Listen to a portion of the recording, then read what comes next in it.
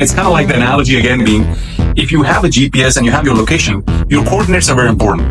Your city name, etc. is very important. Welcome to Tech Bites with Ash, where we discuss trends in digital technology that support true business outcomes. I'm Ashu Bhatia, a consultant, an author, and a practitioner of all practical insights on your technology investments. Well, hello there, and welcome back to my channel, Tech Bites with Ash. Thanks so much for all your feedback on the content on this channel. I received a lot of DMs from you guys. I really enjoy this, bringing you the right expertise from the industry, as well as some of my perspectives that I've kind of gathered over the years from clients. Today, I really want to talk a little bit about this model that I've kind of started with you all from the day one around how we do CX and EX. And specifically today, I want to show and kind of get into a little bit more detail around data management, and why that's important and why that helps with all of these strategies is going to be key. I think it's needless to say, it's cliched that data is the new oil. You got to get the right refinery. You got to keep it all good so that you can kind of leverage to make the right decisions. But I think the key here is, as your companies evolve on the spectrum of maturity, as you see here, some of the questions that are asked are getting more and more mature. Of course, technology is advancing, but so is business. And business has always been savvy with the leaders to say, what is it that I need to be looking in terms of my business, in terms of products, in terms of customers, in terms of employees, and all that kind of translating into my financial questions. So as your data capabilities mature, so do the questions from the business around what is it that we need to do, right? And again, needless to say that in today's world, as you see here, data, the way it's being produced is like a tornado. It's a tsunami of data from everywhere. Anywhere that we can capture data, we are. All that data comes into your organization through systems that are internal. There's a lot of data being produced from the outside that people are also buying. How do you translate that and get to the right signals? Again, the noise to signal ratio being important. How do you put that together in a good information management system, processes, and people to then sift out the real parts of that data that tell you something? And then how do you even advance that into real insights that the human brain might have missed, or the insights and AI, and these days specifically Gen AI, how are you able to use that to really understand what is it that you need to do, help you with the actions that you need in the business, and then eventually track the outcomes, right? So if you look at the whole value chain, it's just not about data to information to insights, but it's also actions and outcomes to provide that feedback loop, because all the data that you have, whether it's organized in silos or enterprise-wide, is important to you, to your organization, to help you run it a little more smoothly, a little more deliberately, a little more strategically.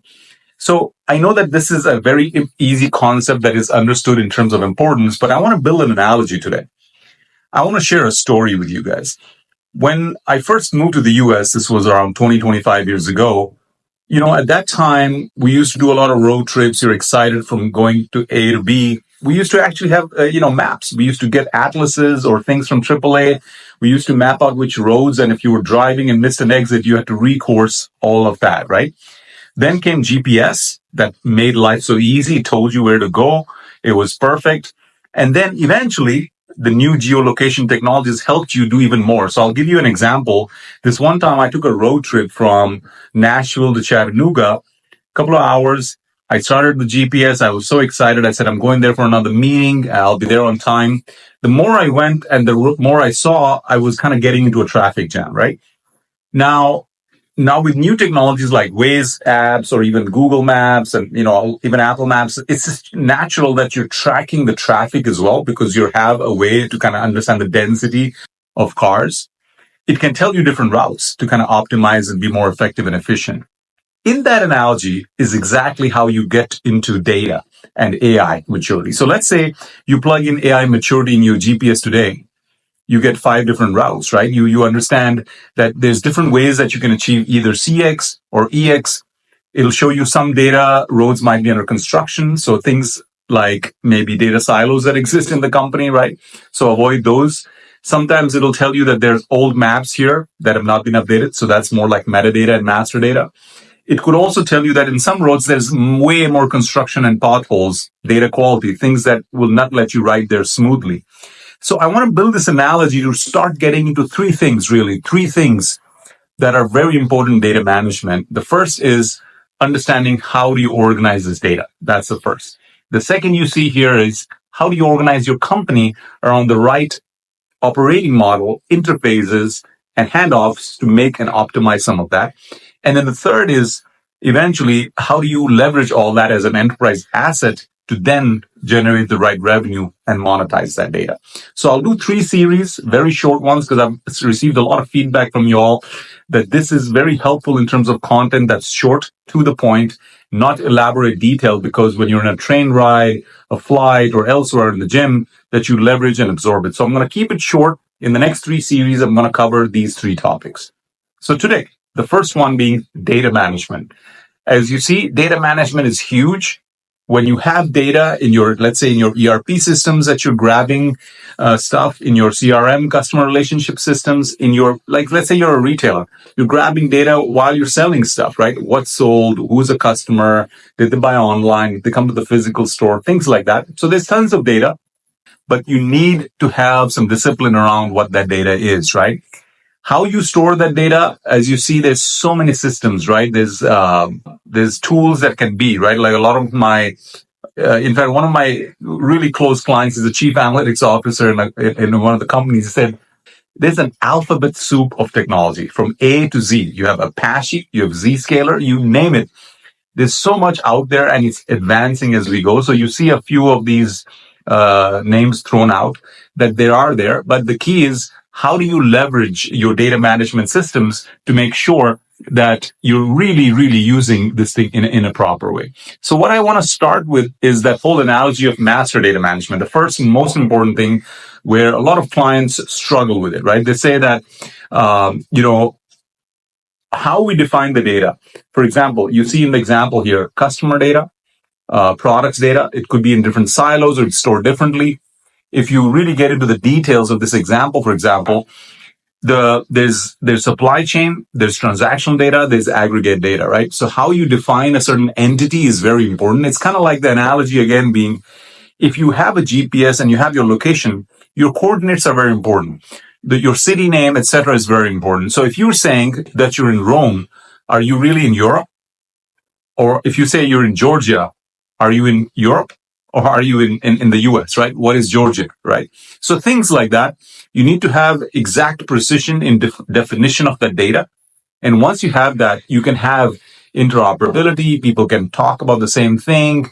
Your coordinates can be updated as you drive. So you're getting more maturity. You got to do more things around your metadata. So that's a very important function of keeping data current and regular. The second I've seen is data governance, right? So when you're driving on the road anywhere, there's certain laws that you have to follow, right? There's certain rules. There's traffic rules that are different in every city, but stop sign, slow down sign, the traffic signals, you've got to follow that, right? Likewise, in data, we always define that data as an entity should be owned by the business. It's managed by the technology guys to help you do whatever, but it's never owned by technology, right? So despite the fact that it resides on servers, on-prem, or on cloud, we are custodians on the technology side, but we here on the business side are the owners, right? So how do you define the data? Who has to be owning it? Where is the definition going to be? How does it change over time? So what are the processes? What need to be defined, and how are you going to define it? And what's the mechanism to make sure that this is a smooth, same thing that people are talking about is part of data governance? The last important piece is data quality, right? So we know that end of the day, you need to have accuracy, validity, no nulls, and things like that. As you see on the bottom of the chain, the sooner you clean up data quality for anywhere the data is captured on the source systems or elsewhere, the sooner you kind of uniform it and define it, the easier it will be for you to leverage that as an enterprise asset, because the later it is in the chain, the more expensive it becomes to fix. So it's kind of like those potholes that I alluded to. When you're driving on a road, a little bit of potholes here and there is fine. But let's say you've got some real bad construction potholes and things like that, that will affect your journey from A to B to your AI maturity. So again, building on that analogy, what I would recommend is focus on data management. And I can tell you this, that from a professional services background, having spent a lot of time in data and AI, and these days a lot of Gen AI discussions, 60 to 70% of the effort is in all of that data wrangling, right? Cleaning the data, having data hygiene, making sure it can be leveraged, making sure it's interoperable, making sure that it's similar and people can talk about it, and then going into the value chain of leveraging it, almost like an assembly line, saying, bringing it together, cleaning it, putting it together, and then it becomes of value to the eventual business users to eventually make some decisions, follow certain outcomes, and then track those outcomes. As I said, that's where the rubber meets the road, and that's where the trust in the data begins to build. So highly recommended that you focus on this, and stay tuned for the next episode. I will definitely talk a lot about understanding how to organize your operating model, your organization, to make sure that it's smooth when it comes to leveraging data as an asset. Thank you so much.